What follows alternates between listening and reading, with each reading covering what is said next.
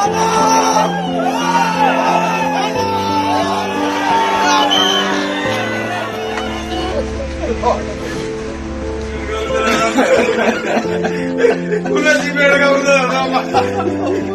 सब कार्यकर्ता को एक फैमिली मेंबर के तरीके हमारे साथ रहते थे। अभी भी हम लोग वेट कर रहे हैं कि दादा आने वाले हैं। मैं अजीत पवार जी के परिवार के प्रति संवेदना व्यक्त करता हूं। आज भारत का एक सपूत जो है वो इस दुनिया से चला गया। इस मुश्किल घड़ी में हम अफसोस और ताज़ियत का इजहार करते हैं। अब सभा दिवंगत आत्माओं के सम्मान में मौन रहेगी।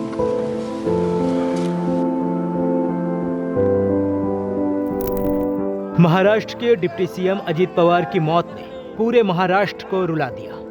क्या पक्ष क्या विपक्ष, सभी की आंखें नम हो गई। जैसे ही अजीत पवार की बॉडी बारामती में अस्पताल के बाहर पहुंची, लोगों के आंखों से आंसू टपकने लगे। लोग अपने नेता को आखिरी बार देखने के लिए पागलों की तरह करने लगे। देखिए वीडियो।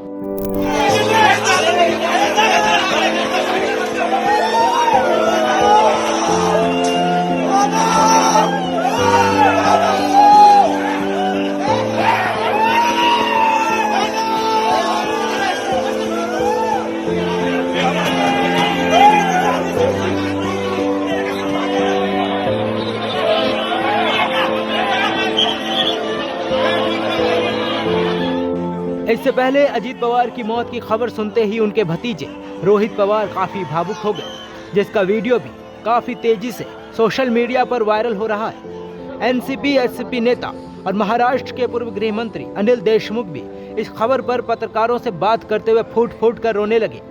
पत्नी सुनेत्रा और बहन सुप्रिया सुले का भी रो रो कर बुरा हाल हो गया।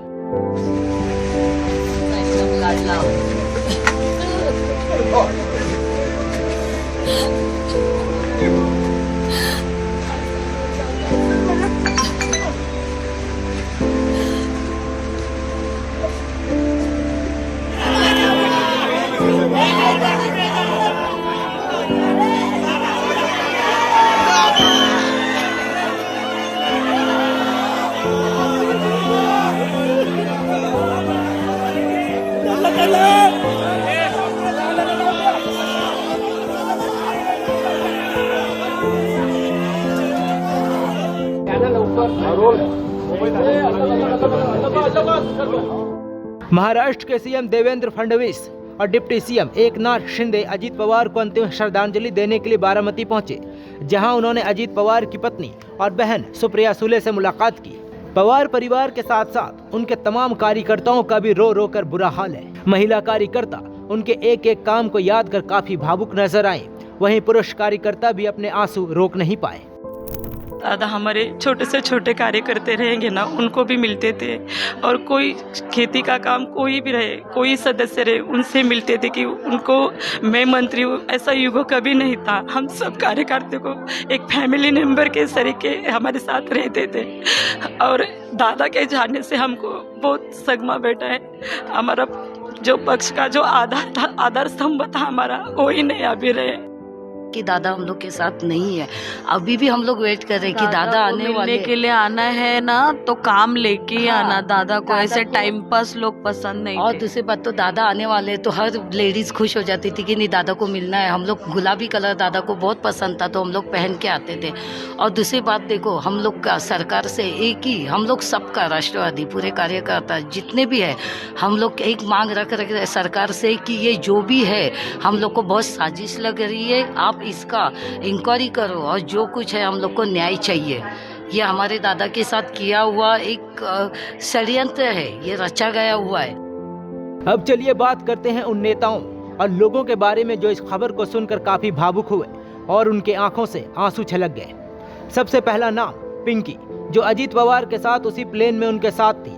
उनके घर वालों का रो रो कर बुरा हाल है। माँ बार बार बेहोश हो रही है, वहीं पिता भी खुद को संभालने की कोशिश कर रहे हैं। घर में मैं और मेरा लड़का और मेरी लड़की रहती थी, और कल उनका फोन आया था लड़की का कि मैं बारामती जा रही हूँ, वहां से अजीत दादा पवार को छोड़ के मैं नांदेड़ जाऊंगी। और उसके बाद आज अजीत दादा के बारे में सुना, हम लोग टीवी में लगाए तो ब्रेकिंग न्यूज में पिंकी माली करके अटेंडेंट आया, तब हम लोगों को मालूम पड़ा कि मेरी लड़की भी मैं ये कर दिया। उनका विवाह हुआ था और वो शादीशुदा थी। कहाँ रहते थे वो? और थाना रहते थे। कितने सालों से ये सर्विस करते थे? 5 साल से वो प्राइवेट चार्टर्ड फ्लाइट में काम कर रही है। वहीं एनसीपी नेता बाबा साहेब पाटिल और विक्रम काले ने उप मुख्यमंत्री अजीत पवार के निधन पर शोक व्यक्त किया और एक दूसरे को गले लगाते हुए फूट फूट कर रोए।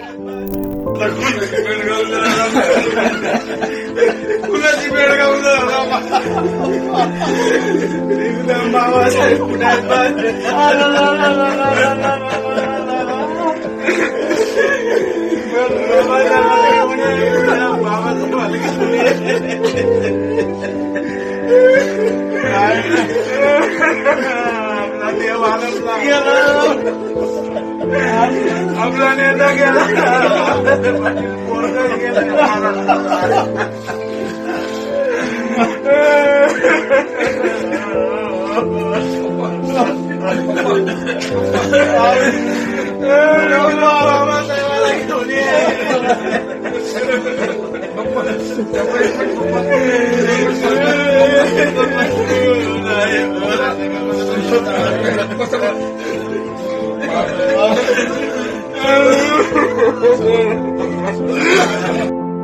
कश्मीर के सीएम उमर अब्दुल्ला और फारूक अब्दुल्ला ने भी अजीत पवार को याद किया और काफी भावुक नजर आए। उन्होंने क्या कहा, जरा सुनिए। महाराष्ट्र के एक बहुत बड़े सपूत जिन्होंने महाराष्ट्र की तकदीर को बदलने की कोशिश की, वो आज उस जहाज के एक्सीडेंट में मारे गए। उनकी कंट्रीब्यूशन जो है वो कोई भूल नहीं सकता, मगर फिर उसके सामने कोई कुछ नहीं कर सकता जिसे हम अल्लाह कहते हैं।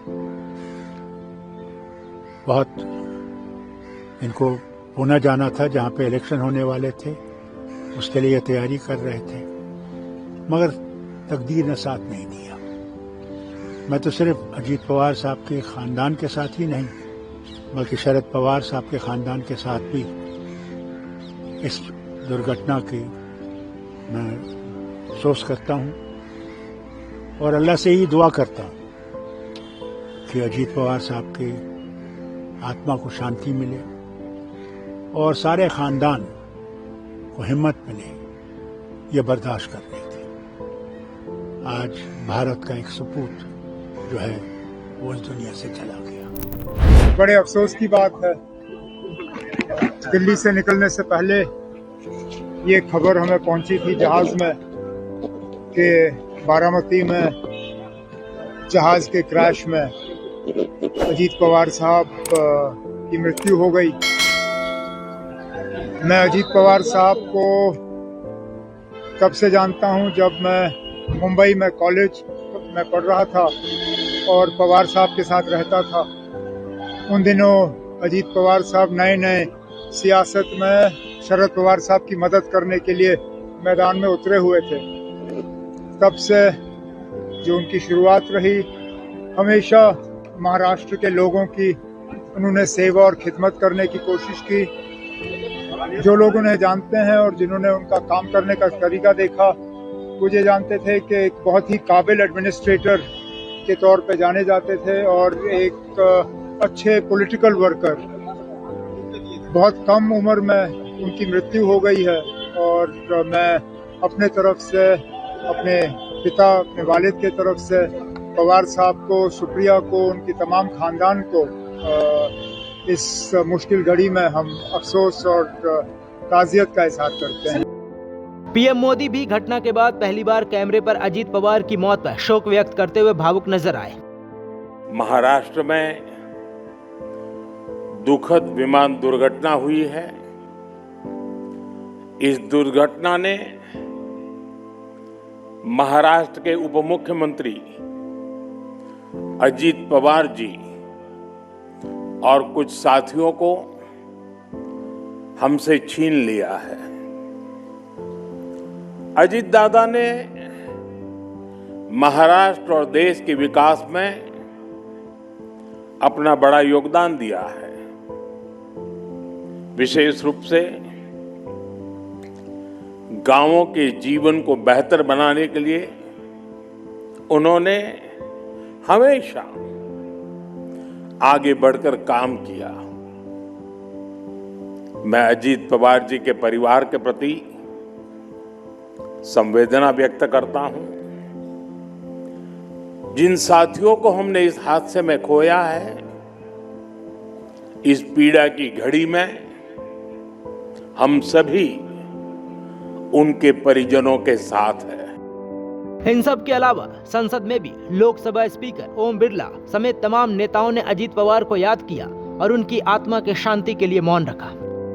श्री अजीत पवार जी का निधन आज दिनांक 28 फरवरी 2026 को एक वायुयान दुर्घटना में 66 वर्ष की आयु में महाराष्ट्र के बारामती में हुआ। अब सभा दिवंगत आत्माओं के सम्मान में मौन रहेगी।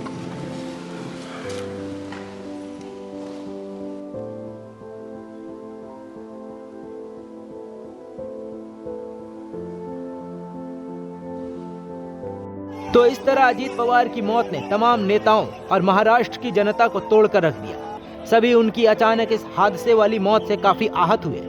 आपको बता दें कि आज सुबह करीब 9 बजे अजीत पवार का प्लेन क्रैश में निधन हो गया। उनके साथ 4 और लोग प्लेन में सवार थे।